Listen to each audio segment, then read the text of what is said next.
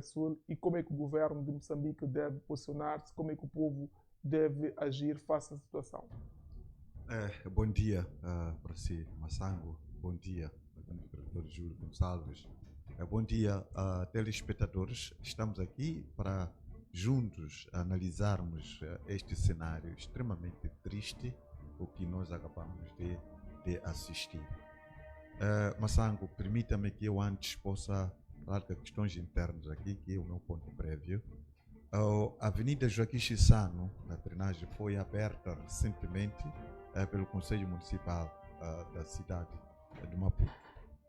No entanto, aquela avenida foi pavimentada, mas quando tu circulas consegue perceber que há trepidações, o que pressupõe que a pavimentação não foi bem feita. Há lombas numa estrada que recentemente foi pavimentada. E inclusivamente os passeios, a forma como estão sendo realizados, não parece que aqueles são pedreiros que estão a realizar aquelas obras. Provavelmente são ajudantes ou mesmo ajudantes que não têm nenhuma noção da construção civil. Então é triste estar a gastar materiais, dinheiros, construir uma estrada daquela natureza, colocar aí alcatrão e tudo, e mal feito. Então aquelas obras estão mal feitas. É preciso que alguém de direito passe por aquela Joaquim Chissano e reverifique as obras como que elas foram realizadas. Então era essa a exortação. Agora, relativamente a esse assunto que aqui me coloca, é muito triste. Tendo em conta que nós já vínhamos abordar esse assunto para que o governo moçambicano pudesse fazer tudo para poder resgatar os imigrantes que estão neste momento, continuam ainda na África do Sul. Mas, no entanto, isso não foi feito até que ocorresse a data limite, que foi o dia 30 que tinham estabelecido, e agora estamos a ver que, afinal de contas, tínhamos aí concidadãos escondidos nas suas casas, outros nas igrejas, outros ainda em outros, mas também isso já tínhamos dito o que estava a acontecer, que havia mais ou menos mais de 500 pessoas, 500 moçambicanos, que estavam num dos centros do município do Cabo Ocidental. Indicamos essas questões, mas não houve ninguém capaz de poder usar a referida diplomacia para poder resgatar aqueles concidadãos. Agora estamos a ver que, afinal de contas, esses centros já estão a ser invadidos e retirados à força daquele jeito como está a acontecer. Aqui há uma fraca intervenção por parte dos consulados nossos na África do Sul, por parte do governo no geral, que poderia ter evitado aquele cenário. E temos aqui indicações de 51 casas dos moçambicanos foram incendiadas. E se foram incendiadas, significa que todos os bens que esses nossos concidadãos tinham lá acabaram perdendo completamente. Quando, durante o período em que havia anunciado, se o governo tivesse fretado um meio de transporte, criado forma de poder trazer de volta aqueles concidadãos, provavelmente teriam aproveitado alguns dos seus bens para poder trazer de volta ao país. Mas isso também não foi feito. Então estamos num cenário extremamente melindroso. Mas ok, é um cenário que já aconteceu. Que medidas que o governo moçambicano neste momento deve começar a implementar para poder reenquadrar esses nossos concidadãos que estão na África do Sul, que estão a entrar em Moçambique? Nós temos aqui projetos que podem paulatinamente retirar dessa dependência excessiva com a África do Sul. Por que não pegarmos neste momento o projeto da barragem Pandancua, que termos parceria com, por exemplo, a Coreia do Sul, que que tem muita experiência na construção das barragens, e pegarmos igualmente o Japão, assim como os outros, a China, por exemplo, para poder construir uma central de conversão da energia elétrica contínua que é produzida na HCB para a corrente alternada e ser feita aqui em Moçambique, abandonarmos essa situação de levarmos a nossa energia, ir para a África do Sul, ser transformada e depois nós voltarmos a mendigar a África do Sul para podermos ter essa mesma energia. Então, a médio prazo, se o governo moçambicano pensar nesses dois grandes projetos, Mpanda-Ukua, pedir à Coreia do Sul para poder implementar a construção da barragem de Mpanda-Ukua, isso geraria muitos postos de trabalho durante o processo da construção daquela barragem. Outro projeto é esse de instalar uma central de conversão da corrente contínua para a corrente alternada dentro do Moçambique. E assim sendo, não estaremos a abandonar o mercado sul-africano. O mercado sul-africano havia de poder receber a nossa energia já convertida em corrente alternada.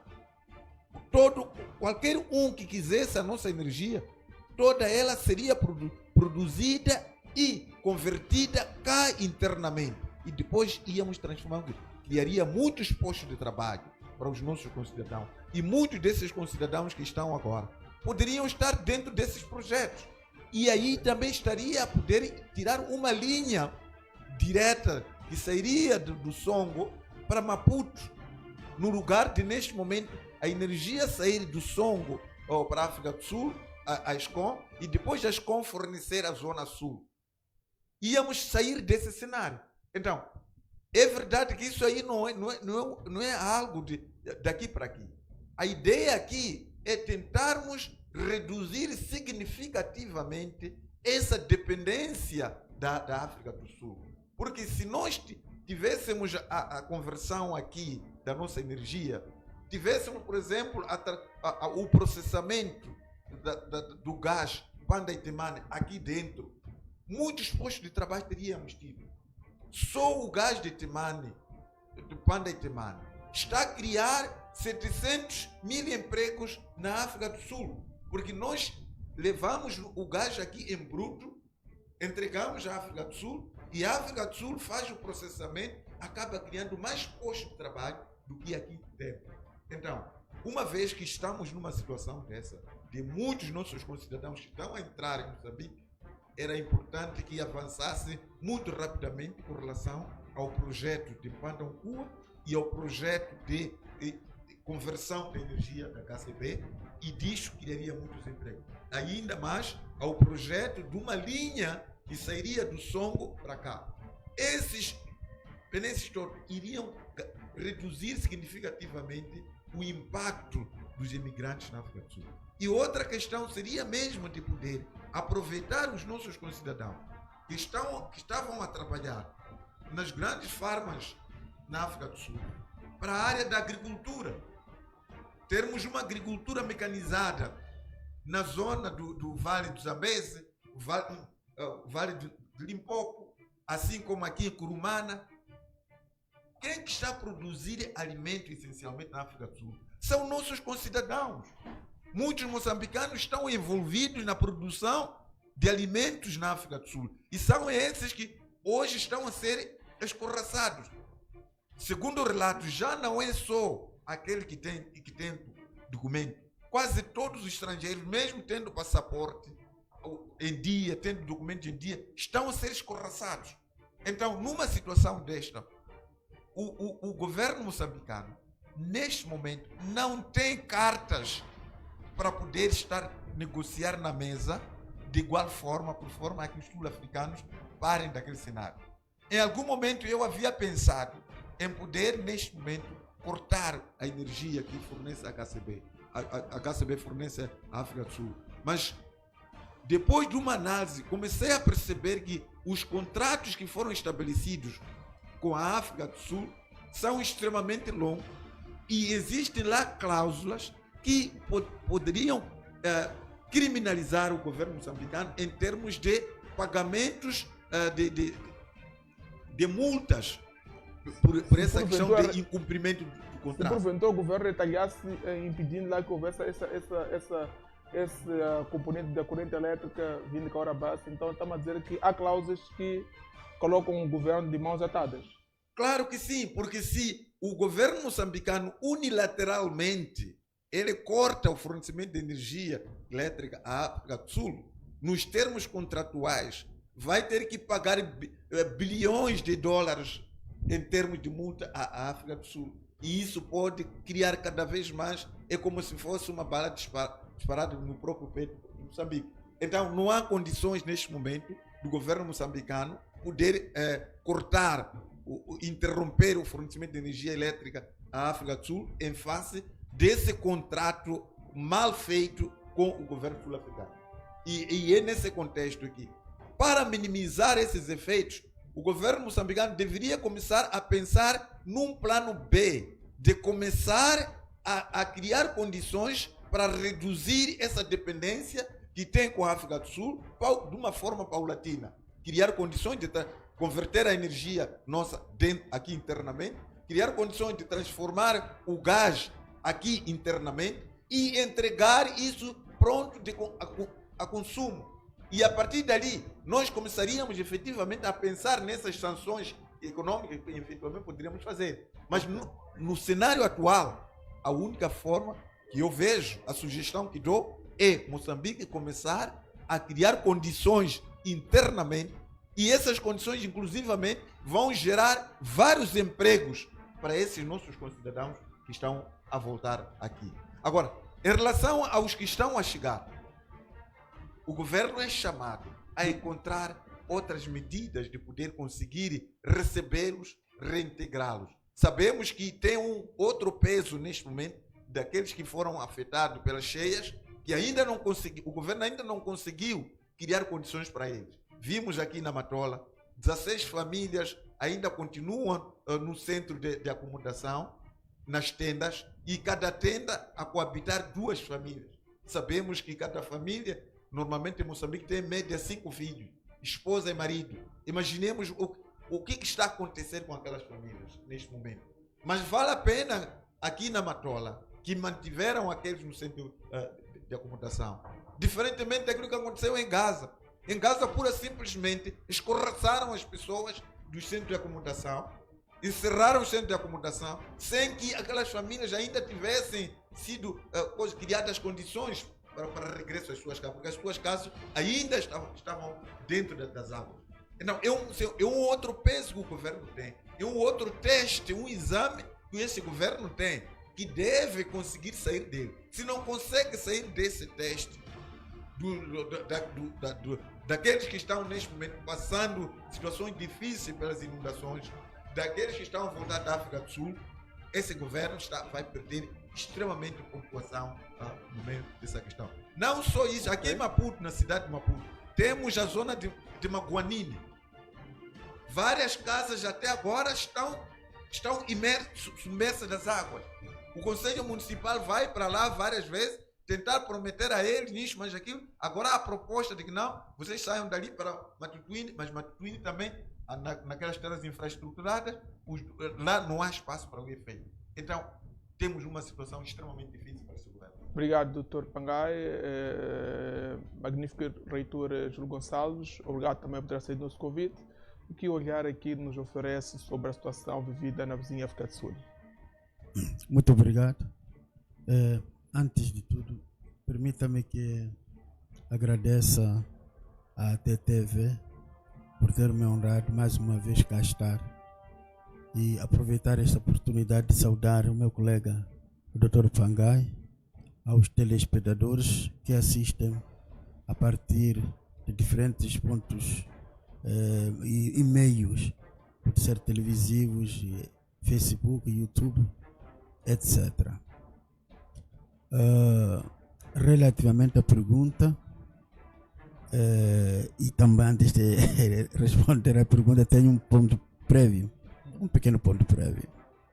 De ontem, dia 1, teve lugar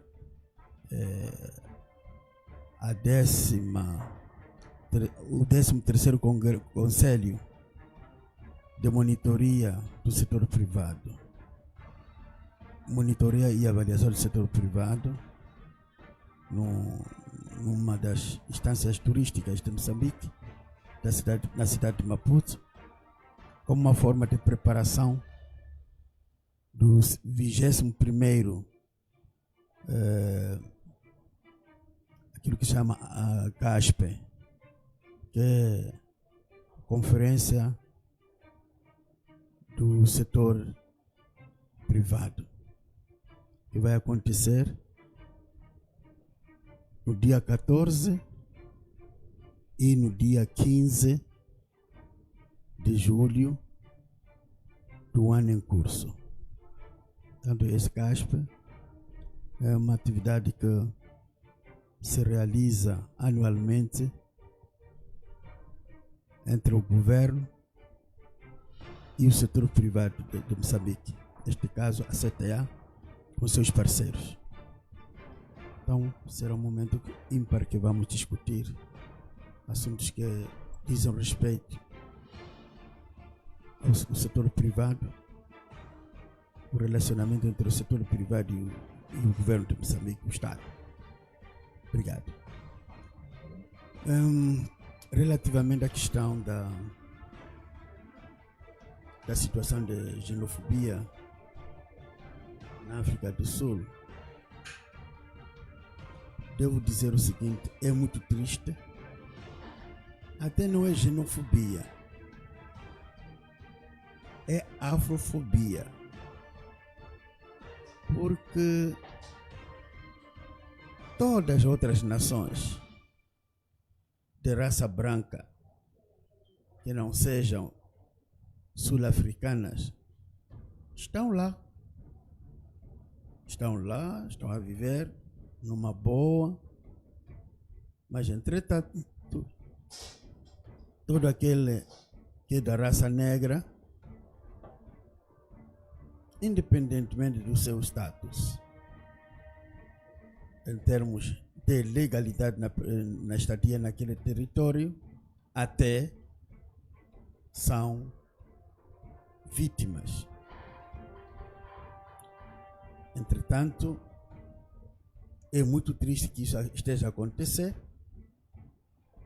principalmente a África do Sul, cuja sua independência derramou muito sangue dos moçambicanos. Muito sangue dos moçambicanos. É muito triste.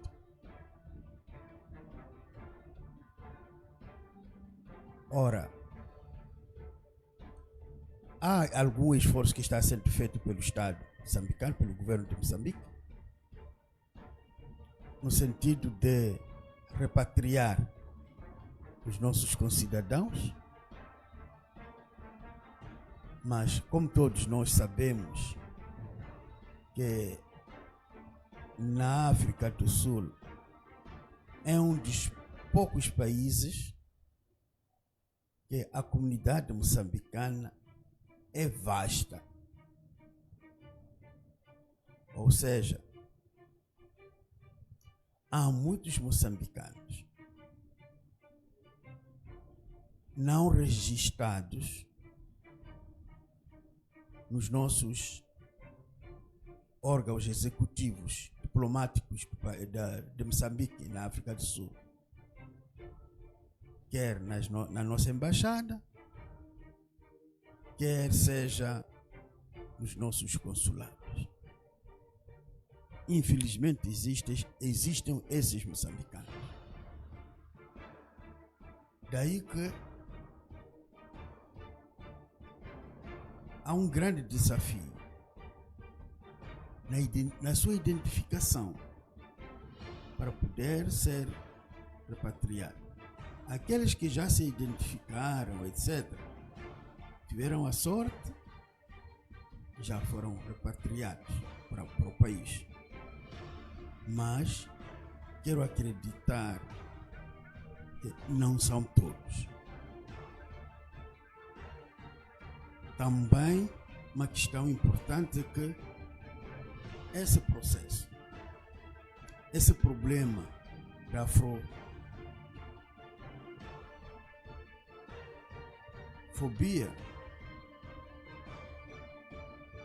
não é toda a África do Sul. São algumas zonas devidamente identificadas, onde pessoas também devidamente identificadas, devidamente organizadas por partidos, estão a criar essa questão de distúrbio. Há um aproveitamento político naquela agitação, há partidos por trás daquele todo cenário? Claro que sim. Há um aproveitamento político, aquilo estão alguns partidos. Há umas imagens que estão por ali que o presidente Ramaphosa aponta alguns dirigentes, alguns líderes. Aliás, me parece, ouvi ali uma voz, como agora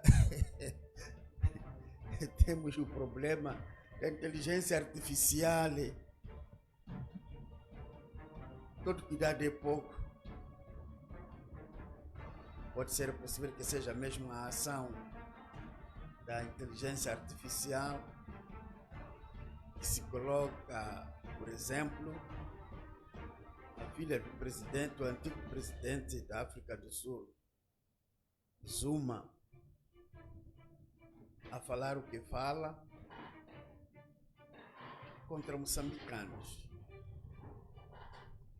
Mas ela nasceu aqui em Moçambique. Por isso o nome que ela leva é o nome moçambicano.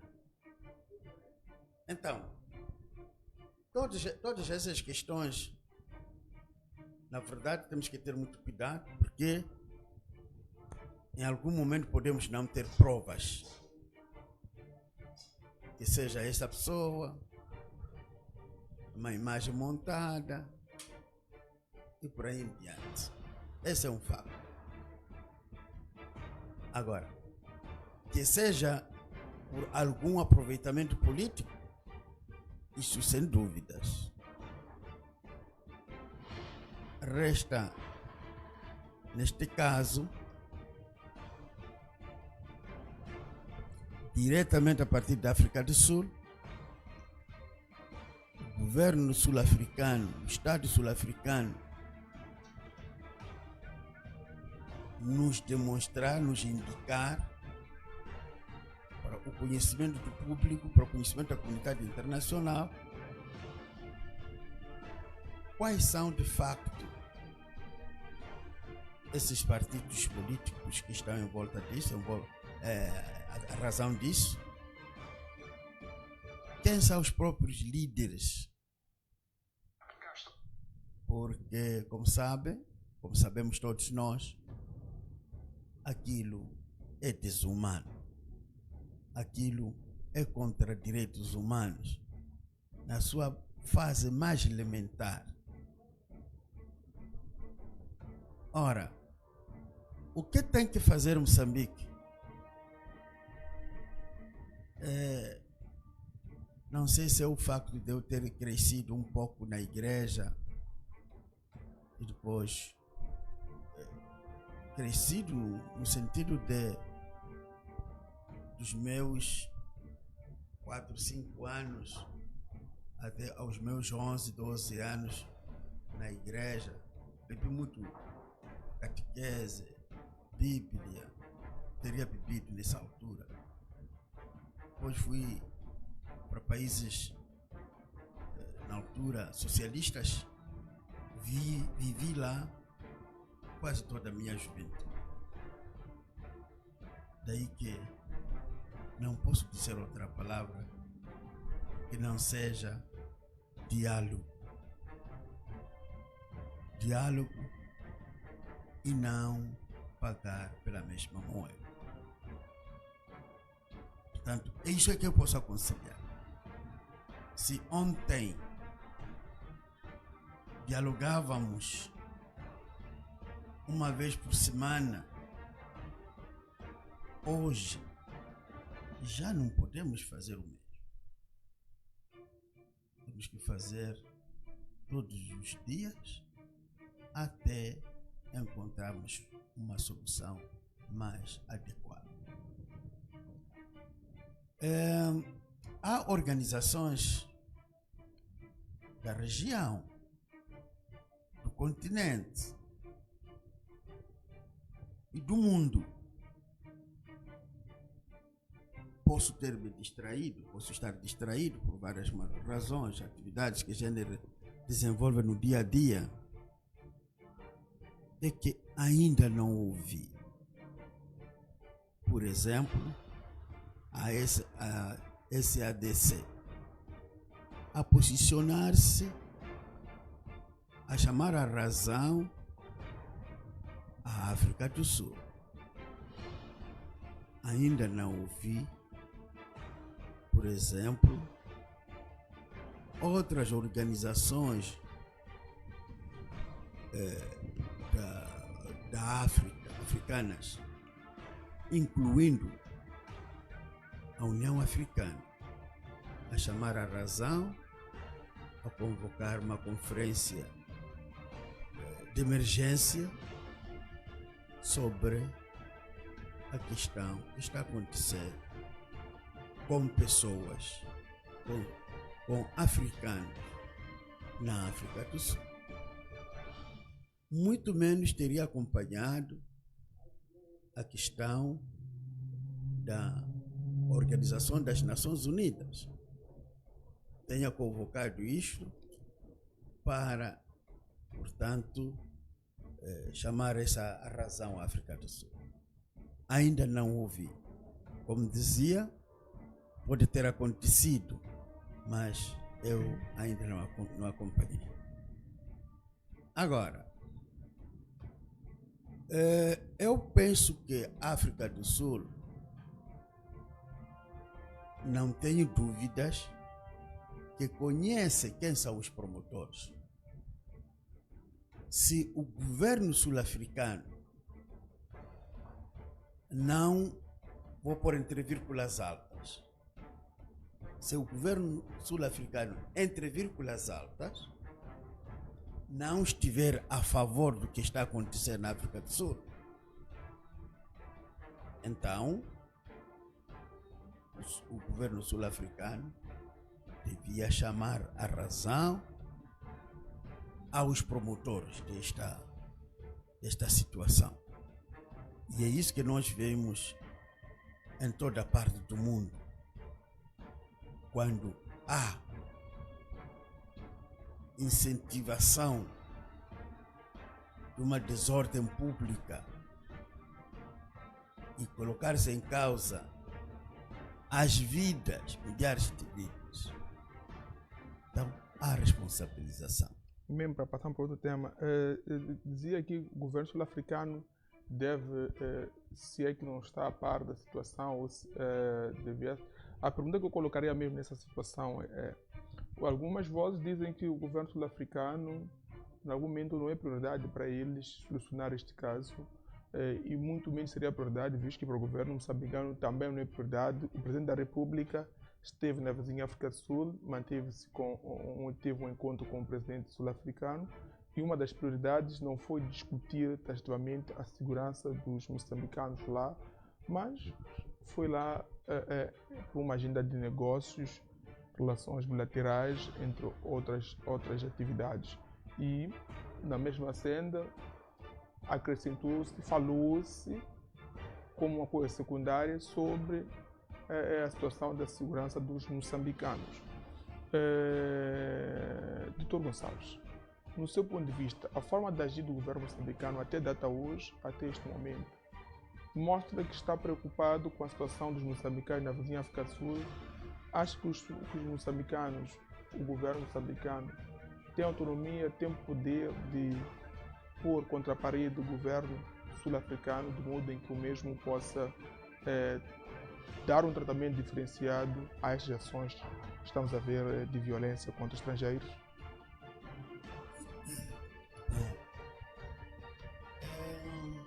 São pontos de vista de várias pessoas. Há pessoas do bom, há pessoas do medíocre, há pessoas do mal. Moçambique está a dar o seu máximo. Mas o seu máximo. É verdade que não é o 100%. Atenção, porque nós estamos a ver uma situação em que os nossos concidadãos estão num outro território. Estão num outro território. Ok. Aqui o que deve funcionar é a diplomacia, não há outra. É a diplomacia. Moçambique não pode enviar, por exemplo, o seu exército, a sua polícia, para ir proteger moçambicanos lá. Não pode, não deve. Não deve. Porque um outro território seria interferência nos assuntos. Não pode, nem deve. Por isso, por exemplo, só a título de exemplo, quando os dirigentes viajam, por exemplo, via terrestre ou via aérea, com pessoal de apoio, neste caso estou a me referir a D6, segurança, como se chama? Guarda-costas. Nós há muito tempo chamávamos por guarda-costas. Hoje em dia, guarda-costas só ficou para o chefe do Estado. Todas as outras figuras chamam-se AD6. O armamento que usam os AD6 são reservados, se for via aérea, no aeroporto de Maputo. Ficam ali. Não pode entrar num outro território com arma. Se for via terrestre, o armamento é guardado, arquivado na fronteira, na zona de Moçambique. Não pode entrar lá com armamento. Então, a única coisa que pode funcionar neste momento, e está a funcionar, é a questão diplomática. Ok. Daí que, por exemplo, tenho informação, pode não ser muito segura, mas me parece que sim, seja segura. A secretária de Estado do Ministério dos Negócios Estrangeiros, uma equipe multissetorial, está na África do Sul a gerir esse processo, ajudar esse processo, a interagir diretamente no local com os membros do governo sul-africano. Então, é a única maneira. É a única maneira. Ok. Permitam passar para outro tema e passo a palavra. Eu tinha alguma questão sobre ainda esse tema. Desculpe. É o seguinte. A diplomacia que o governo moçambicano está a seguir não está a resultar, não está a trazer resultados capazes de poder confortar os nossos concidadãos. Olha, quando a situação de xenofobia eclodiu na África do Sul, muitos dos nossos concidadãos indocumentados foram se esconder. Eles não poderiam sair dos esconderijos para eles poderem passar e encontrar forma de chegar ao país. Então, não tinha condições de poderem circular na África do Sul. Estavam lá escondidos. Então, a tal diplomacia deveria desaguar na recuperação daqueles concidadãos, na busca deles nos locais onde eles haviam escondido. Porque esses locais já eram sabidos e conhecidos. Que muitos deles estavam nas igrejas, outros estavam aí nos centros dos municípios, outros ainda em locais extremamente difíceis, mas alguns dos conselheiros sabiam onde que eles estavam. Então, essa diplomacia deveria ser usada para poder permitir o governo sul-africano permitir que chegasse nesses locais onde estavam escondidos nossos concidadãos, para poderem ser recuperados e voltarem para o país. Mas, no entanto, deixou-se ficar até o ponto de, neste momento, praticamente aquilo que estamos a assistir é uma operação conjunta. A polícia da África do Sul está de um lado e os manifestantes estão do outro lado. Enquanto os manifestantes vão aí invadir ou fazer a busca do coisa, a polícia vai entrando nos esconderijos, carregar aquelas pessoas da maneira como estamos a ver nas câmaras, de uma forma desumana.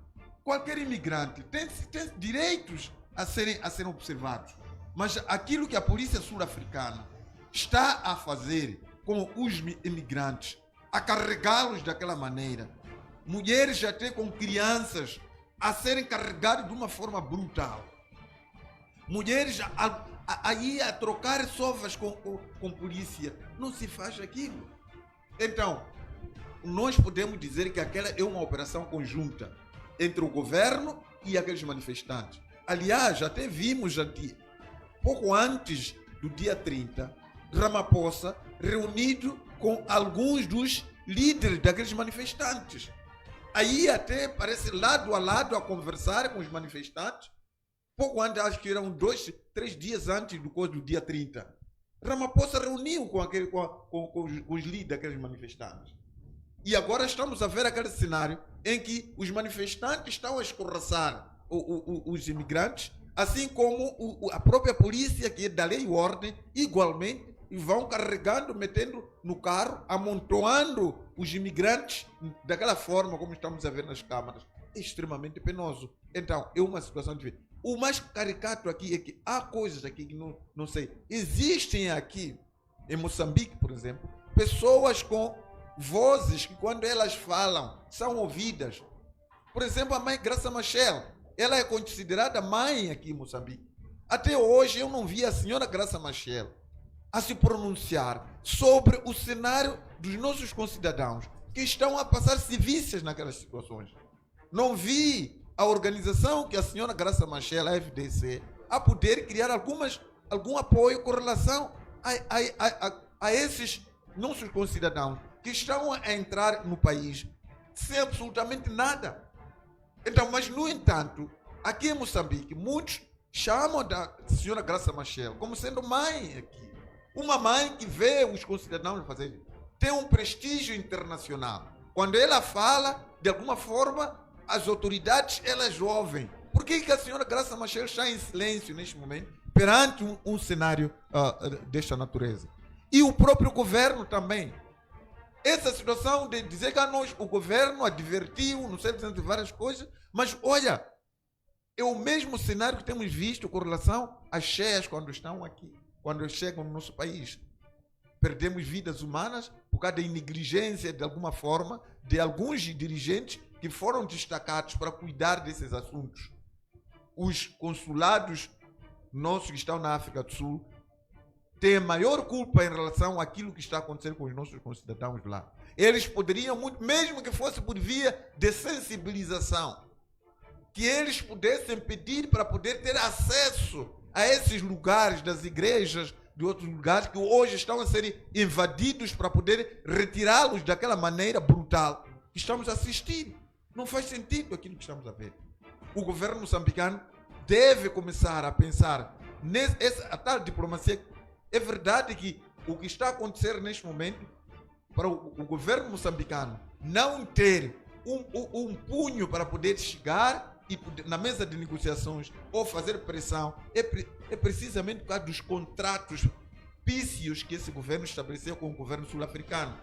Contratos que já amarram por si mesmo, que não tem como poder se desfazer, porque se desfazem, as consequências são dramáticas para o país. E então, eles estão presos nesses contratos, que não têm medidas consentâneas para poder reagir sem que provoque danos significativos, danos maiores para o nosso país. É esse cenário que está a acontecer neste momento. Mas tem aqui uma medida que pode fazer. Pressionar essas instituições internacionais, como por exemplo a SADC, para que condene a África do Sul e diga à África do Sul para poder pagar o patrimônio que está sendo destruído na África do Sul dos nossos concidadãos. Nossos concidadãos estão a perder, estão a deixar patrimônios na África do Sul. Como é que ficam aqui aqueles patrimônios? Não é da responsabilidade do governo sul-africano a poder ressarcir aqueles bens. Aliás, agora a Nigéria já está a preparar um processo para exigir que a África do Sul pague o patrimônio deixado na África do Sul pelos seus concidadãos.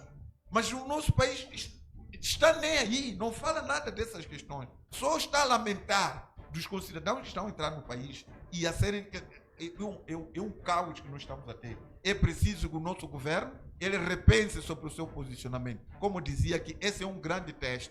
Eu não sei se efetivamente, se pensa nas próximas eleições deste governo a poder agir desta maneira, vai precisar deste povo para lhe poder votar.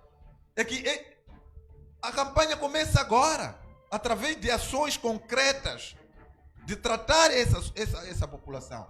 E se está a tratar desta maneira, sabe-se que em 2028, 2029 vai precisar desses mesmos para poder renovar o mandato.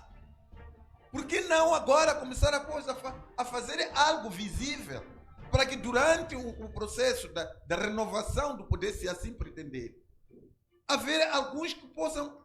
Eu não consigo perceber, a não ser que efetivamente pense a qualquer custo, não há nada aqui que se perde. Razão pela qual uma coisa positiva que nós podemos ver, apesar de tratamento desumano que está acontecendo na África do Sul, não vimos até agora nenhuma bala que atingiu nem manifestantes, nem os tais imigrantes ilegais. Se fosse aqui em Moçambique, eu não sei quantas vítimas já teríamos. Depois daquelas manifestações, estamos a ver aqui, aquelas ruas todas, depois daquelas porradas que estão a acontecer, mas tudo aquilo está a acontecer com força humana apenas, não com AKM, nem com balas, nem nada, aquilo que os nossos aqui estão profissionalizados para isso. Porque uma pequena situação daquela que se sabe é só pegar a AKM, rajada por aí assim, mata tanta gente, não há problemas quanto a essa questão. Ok, já que falamos da KM, como é que avalia a situação nós temos aqui casos envolvendo agentes ou membros das forças de segurança, em concreto, membro do CERNIC,